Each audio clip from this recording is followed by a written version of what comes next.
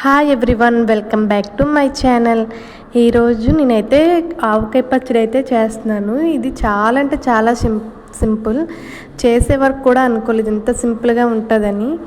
ఎవరైనా హాస్టలర్స్ అయితే బాగా పచ్చళ్ళకి అలవాటు అయిపోతారు. నేను కూడా అంతే. చాలా అంటే చాలా పిచ్చి నాకు పచ్చళ్ళు అంటే. ఇంకా అందుకనే మా ఇంట్లో నేను పచ్చడి అయితే తయారు చేస్తున్నాను. ఒక 10 అన్ని మామిడికాయలు అయితే ముందుగా తీసుకొని వాటిని బాగా వాష్ చేసుకొని ఇలా కట్ చేసుకున్నాను. మామిడికాయలు కట్ చేయడం కూడా చాలా కష్టమైన నిమిషమే పెడుతున్నాను.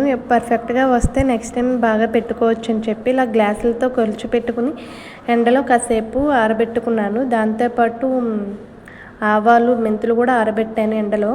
నెక్స్ట్ ఒక కాటన్ క్లాత్తో మామిడికాయ ముక్కల పైన ఉంటుంది కదా, అది చెమ్మలా ఉంటుంది, దాన్నంతా తుడిచేసి కాసేపు ఎండలో ఆరబెట్టిన తర్వాత తీసుకొచ్చి ఇలా మనం ఎందులో అయితే చేసుకుంటామో అందులో వేసి ఇలా సరిపడేంత కొంచెం ఆయిల్ ఎక్కువే పడుతుంది, ఆయిల్ వేసుకోవాలి.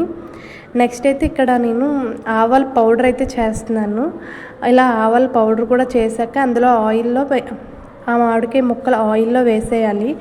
బాగా అంటే బాగా ముక్కకి పట్టినట్టు మిక్స్ చేసుకోవాలి. ముక్కలన్నీనా ఇలా పొడంతా బాగా ముక్కలకి బాగా పట్టాలి. అండ్ మెంతి పౌడర్ కూడా వేసుకుని బాగా ముక్కకి పట్టినట్టు బాగా కలుపుకోవాలి. ఇలా కలుపుకున్న దాంట్లోనే 1 టేబుల్ స్పూన్ పసుపు అయితే వేయాలి. అండ్ మనం ముందుగా దంచి పెట్టుకున్న వెల్లుల్లి పేస్ట్ అయితే వేయాలి. అండ్ కారం అయితే నేను ఒక మామిడికాయ ముక్కల్ని గ్లాస్తో కొలుచుకున్నాను కదా, అందులో 3/4 అయితే వేసాను. అండ్ సాల్ట్ కూడా అలానే వేసాను. సాల్ట్ మనం ఇప్పుడు అంతే తక్కువైనా పర్వాలేదు, ఎందుకంటే 3 days తర్వాత చూస్తాం కదా టేస్ట్, అప్పుడు మనం వేసి బాగా మిక్స్ చేసుకోవచ్చు. అందుకని చెప్పి ఇలా వేసి బాగా వాటిని మిక్స్ చేసుకోవాలి.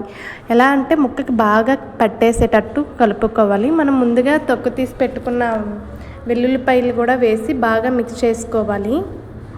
ఇక్కడ నేనైతే పల్లి ఆయిల్ యూజ్ చేస్తాను. పచ్చళ్ళకి అయితే పల్లి ఆయిల్ అయితే చాలా బాగుంటుందంట. అందుకని కొంచెం ఆయిల్ డబ్బాలో వేసుకొని, నా దగ్గర జార్ లేదు అందుకని చెప్పి ఈ డబ్బాలో అయితే ఇందులో వేసి ఇంకా మొత్తం పచ్చడి అంతా ఇందులో వేసేసి ఒక 3 days తర్వాత అస్సలు కదపకూడదు. ఆఫ్టర్ 3 days తర్వాత తీసి కలపాలి. అప్పటి వరకు మనం తిరగకుండా ఉండే ప్లేస్లో అయితే పెట్టాలి.